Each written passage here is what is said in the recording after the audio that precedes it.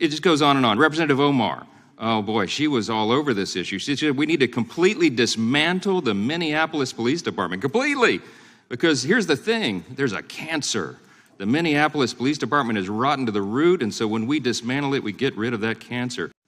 I'm really sad to have to do this again, but our colleagues on the other side just pretend as though the last couple of years didn't occur and that almost everyone on the other side there didn't make openly public statements repeatedly that indeed they wanted to defund the police, while all of us on this side were fighting for law enforcement, supporting local, state, and federal law enforcement, and doing everything we could to shore up confidence and the protection of those who are out serving on the front lines for us. Let me just give you a sampling of some of their comments, because it's been said here that these are quote-unquote cheap talking points. I'll just start with the calls from Chairman Jerry Nadler. He publicly agreed with reducing the New York Police Department budget, which I think was cut by, I don't know, something like $1 billion or something. He said, quote, there should be substantial cuts to the police budget and a reallocation of those funds to where we need them, unquote. Representative Jayapal used different language to support defunding the police, and she said, quote, it is completely reasonable for us to shift significant resources from law enforcement and investing in people, unquote. Minority Leader Hakeem Jeffries certainly expressed an openness to defunding the police. He said on CNN, quote, you have to look at that on a case-by-case basis, city by city.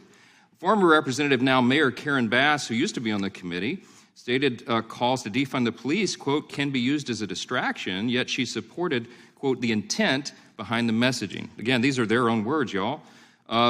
Representative Bowman, on March 17, 2021, he tweeted this, quote, too many police in our country are more concerned with protecting white supremacy than serving the communities that pay their salaries. Then he tweeted, we don't need police with lethal weapons carrying out routine traffic stops. Reallocate police funding to unarmed traffic forces to remove even the possibility of state-sanctioned manslaughter, unquote. Representative Cori Bush, boy, she has pages and pages of this, but she said, and by the way, she was vice chair of the crime subcommittee in the last Congress. She tweeted, it's not a slogan, it's a mandate for keeping our people alive. Defund the police, in all caps.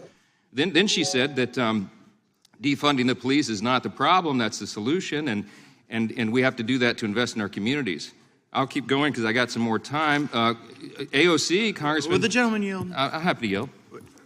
The gentleman just reflected that the person that House Democrats chose to chair the crime subcommittee... You heard that right. ...said that it was a mandate to defund the police, and now, on Police Week, when the majority is seeking to simply pass a resolution honoring the police, we are being accused of taking cheap shots at Democrats when not any Democrat, literally the person they put in charge of the crime sub. Is that what I'm to understand? That is indeed. And I have an inquiry. Is Ms. Bush still on the Judiciary Committee? We haven't seen her.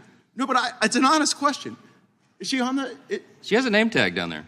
Well, I mean, I'd say it would be great, Mr. Chairman, if we had the benefit of Ms. Bush in committee so as to allow her to espouse these views and subject them to debate. Would the gentleman yield? No, it's my time. I'm sorry, I'll yield back to Mr. Johnson. Well, I will gladly, upon the opportunity to take time, engage in a colloquy on I this. just want to ask about your ATF defund. Well, now hold on.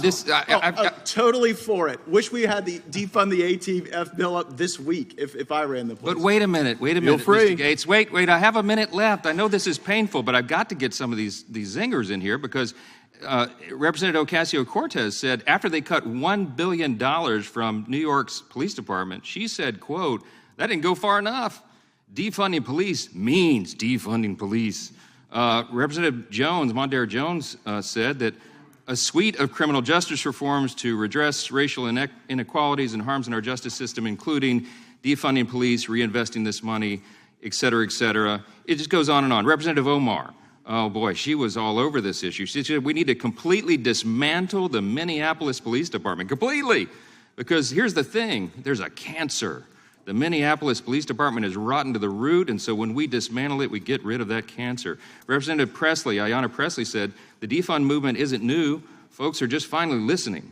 We got monies for war, but we can't feed the poor. Tlaib, I'll end with this. She said, when we say hashtag defund the police, what we mean is people are dying and we need to invest in people's livelihoods instead. Listen, we have the receipts, y'all. Don't try to bring this argument in here again. I got a lot more, but I'm out of time.